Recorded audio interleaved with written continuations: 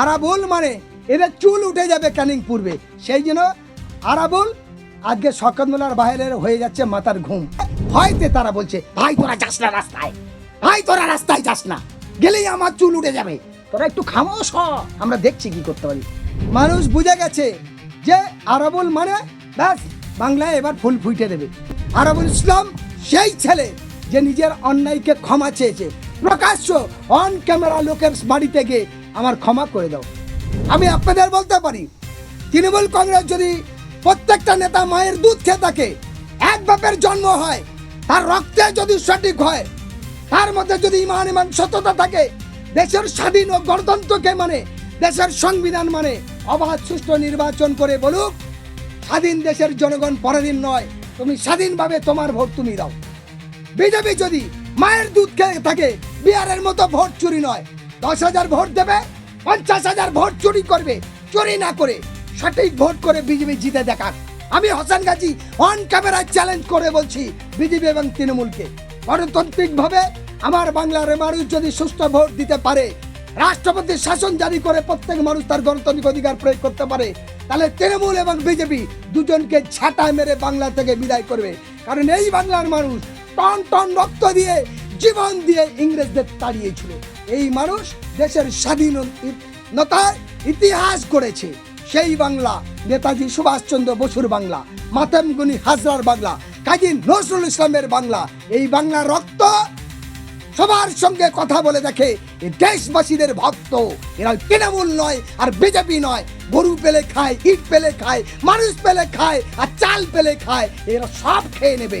খাওয়াই খাই খাই খাই জায়গা বন্ধ করে দেশের মানুষ বলে এসো ভাই, এসো ভাই, বাঁচতে চাই বাঁচতে চাই। এই বাঁচার লড়াই এসেছে, তাই শিল্প চাই, কর্মস্থান চাই, তার জন্য পরিবর্তন ঘটাতে হবে। জোট অলরেডি হয়েছে, দু একজন থাকে, দু একজন আর বিভিন্ন মত থাকে, এটা কোনো সমস্যা নয়, এটা কোনো সমস্যা নয়। আজকের তৃণমূল বিজেপির সব নেতাদের অবস্থা দেখো। যদি আপনার শওকত রায় 78 বছর বয়সে পার্লামেন্টে বসে প্রেমিকার যদি আঁচল ধরে টানতে পারে, হাত ধরে টানতে পারে, ব্লাউজ টানতে পারে, তার যদি লোকসভায় টিকিট পায়, কুণাল ঘোষ যদি গাল ধরে চুমো খেতে পারে, মদন মিত্র চুমো খেয়ে যদি টিকিট পেতে পারে, তাহলে আজকের এরা কেন? কি আছে আরাবুল ইসলাম? আরাবুল ইসলাম সেই ছেলে যে নিজের অন্যায়কে ক্ষমা চেয়েছে, প্রকাশ্য অন ক্যামেরা লোকের বাড়িতে গিয়ে আমার ক্ষমা করে দাও। আল্লাহ তাআলা ভগবান ঈশ্বর গড় বলছে, হে মানুষ, তুমি যার কাছে অন্যায় করেছো, যার অত্যাচার করছো, তার কাছে ক্ষমা চাও। আমি প্রভু আমার ইতিহাসে, আমার হাদিস, কোরআন গীতা বাইবেলে বলছে এটাই তোমার আসল কাজ। কিন্তু আরাবুল ইসলাম তাই করেছে, যাদের কাছে ভুল করেছেন তাদের কাছে ক্ষমা চেয়েছে। কিন্তু তৃণমূলের নেতারা বলুক আমি ক্যানিং নদীর বালি চুরি করেছি, তৃণমূল নেতারা বলুক আমি রাস্তায় 4 কোটি জায়গায় 1 কোটি টাকায় রাস্তা করে 3 কোটি টাকা খেয়েছি, তৃণমূল নেতারা বলুক আমরা মেয়েদের বাড়িতে ডেকে রেপ করেছি, সেসব প্রমাণ করতে পারবে? তারা ক্ষমা চাইতে পারবে? পারবে না। তারা বলবে মানুষকে ভোট দিতে দেয় না, বিরোধী দল ঝান্ডা লাগাতে দেয় না, তারা আবার কি বলবে? আমি আপনাদের উদ্দেশ্যে বলছি, আমি হোসেন গাজী মানবাধিকার কর্মী হিসাবে, আমরা যে 1 থেকে 150 সিটে লড়বো বলেছিলাম, আমরা জানি নির্বাচনে নির্দলে লড়লে ঠিক স্ক্রুটিনের পর আমরা প্রতীক পাবো 5-7 দিন প্রচার, সেই ক্ষেত্রে আমরা ভালো প্রচার পাবো না, সেই জায়গায় মানুষকে বিভ্রান্ত তৈরি হবে। তাই এই 2026 বিধানসভা নির্বাচনে আমরা আমাদের এই কথাটা উদ্যাল করে নিলাম। আমরা গোটা বাংলাবাসীর কাছে দুঃখিত এবং ক্ষমা প্রার্থী। তবে বাংলার মানুষের জন্য কেন 42 লক্ষ মানুষের ভোট অধিকার কেড়ে নিচ্ছে, আমরা তার জন্য এইটার উপরে বেশি জোর রেখে আমরা প্রার্থী দিলাম না। কিন্তু আমরা তৃণমূল আর কংগ্রেস, তৃণমূল আর বিজেপির সমর্থন করতে পারি না, এটা খুব পরিষ্কার কথা। আমরা বিজেপি তৃণমূলের বিরুদ্ধে, বাম আইএসএফ জোট সেখানে যেখানে শক্তিশালী তাদের ভোট দিন, যদি হুমায়ুন কবিরের রেজিনগর তাকে ভোট দিন, বাকি এমআইএম শক্তিশালী হলে সেখানে ভোট দিন। আমরা চাই সম্মিলিতভাবে বহুমত বহুপথের বিধায়করা নিত্যন্তনভাবে বিধানসভায় আসুক, তার মাধ্যম দিয়ে বাংলার সামাজিক পরিবর্তন ঘটুক। একনায়কতন্ত্র রাজ ভালো জিনিস নয়। বহুদল মিলিয়ে যদি জোটে সরকার আছে বা বিরোধী জায়গায় বসে, তাহলে প্রধানতভাবে দেশের সামাজিক উন্নয়ন হয়, দেশের অন্যায় অত্যাচারের মতো মুভমেন্ট লড়াই করা যায়। আর একনায়কতন্ত্র হলে কিছু হয় না। যেমন বিজেপি 77টা এমএলএ হয়ে তারা পরপর রাজনৈতিক হিংসা, ধর্মে হিংসা বাড়িয়েছে। আর তৃণমূল একক শক্তি থাকার পর প্রেম থেকে শুরু করে আর ইট পর্যন্ত সব খেয়েছে, লুটেছে, মজা নিয়েছে, তারা কোটি কোটি টাকা মালিক হয়েছে।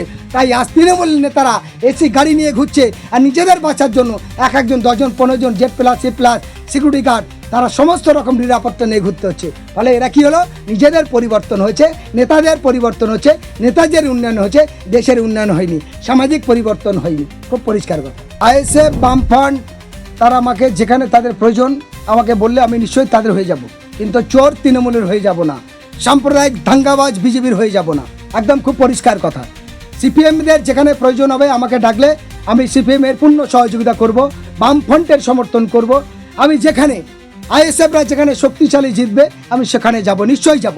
আমি দেখেছি আমার বাড়ির পাশে ক্যানিং সাব ডিভিশনে পঞ্চায়েত ইলেকশনের জন্য খুন হলো, লুট হলো, তাদের মনোনয়ন জমা দিতে দিল না।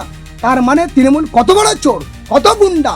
এই গুন্ডামির রাজত্ব শেষ করতে চাই। ফলে তারা ক্যানিং সাব ডিভিশনের মধ্যে যারা তৃণমূল করছে তাদের উদ্দেশ্যে বলতে চাই, সত্যি কি আপনারা বিজেপি বিরোধী? সত্যি কি আপনারা সাম্প্রদায়িক বিরোধী?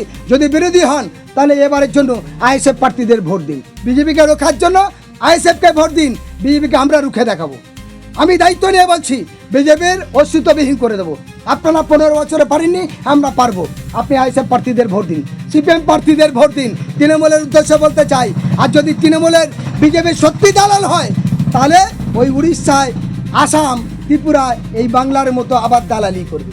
আর বিজেপির উদ্দেশ্যে বলতে চাই, যদি সত্যি আপনারা ওই অত্যাচারী তৃণমূল, টাকার তৃণমূল, চোর তৃণমূলকে রুখতে চান তাহলে বিজেপি বাংলায় জীবনে ক্ষমতা আসবে না। ভোট কেটে লাভ নেই। ISF CPM প্রার্থীদের ভোট দিয়ে জয়যুক্ত করুন, তাহলে চোর বদমাশগুলো সোজা হবে। আমি আপনাদের সামনে অন ক্যামেরায় বলছি। এবং আমরা আবারও বলছি, ক্যানিং পশ্চিম বিধানসভা কেন্দ্রে অনেক দিন পর একজন আইনজীবী প্রবীর মণ্ডল দাঁড়িয়েছে, তাকে আপনারা খামচিহ্নে ভোট দিন। ক্যানিং পূর্বে আরাবুল ইসলাম দাঁড়িয়েছে, সে যোগ্য মানুষ, তাকে আপনারা খামচিহ্নে ভোট দিন। ভাঙড়ে বিধায়ক পীরজাদা নওশাদ সিদ্দিকী সারা বাংলার বিধায়ক হিসেবে পরিচিত হয়েছে, তাকে বিপুল ভোটে জয়যুক্ত করান। তাহলে ভাঙড়ের খুন বন্ধ হবে, ভাঙড়ের অত্যাচার বন্ধ হবে।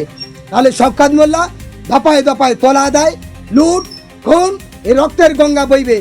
যতদিন থাকবে এই তৃণমূল সরকার ততদিন এই অত্যাচারের আগুন দাউ দাউ করে জ্বলবে। আগুন লিবাতে গেলে আপনাকে শওকত মোল্লাকে গোহারা হারিয়ে বিপুল ভোটে নওশাদ সিদ্দিকীকে যেতে হবে। অলরেডি ভাবে নওশাদ জিতবে। ভাঙড়ের বিভিন্ন অঞ্চলে আমরা ঘুরেছি, মানুষের থেকে যা পেয়েছি, এখন পর্যন্ত আমরা আমাদের স্কুলের মধ্যে যা পেয়েছি, তাতে বাংলায় তৃণমূল কংগ্রেসের সংখ্যা 294 বিধানসভার মধ্যে 60 থেকে 90-এর মধ্যে থাকবে। বিজেপি কপাল যদি ভালো হয় 10 থেকে 17-এর মধ্যে থাকবে।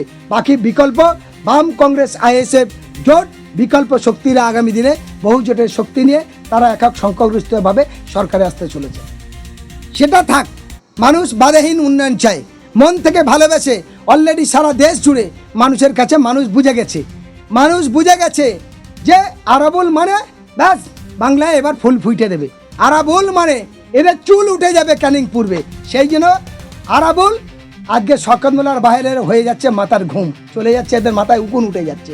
ফলে হয়তো তারা বলছে, ভাই তোরা যাস না রাস্তায়, ভাই তোরা রাস্তায় যাস না, গেলেই আমার চুল উঠে যাবে, তোরা একটু খামোশ হ, আমরা দেখছি কি করতে পারি।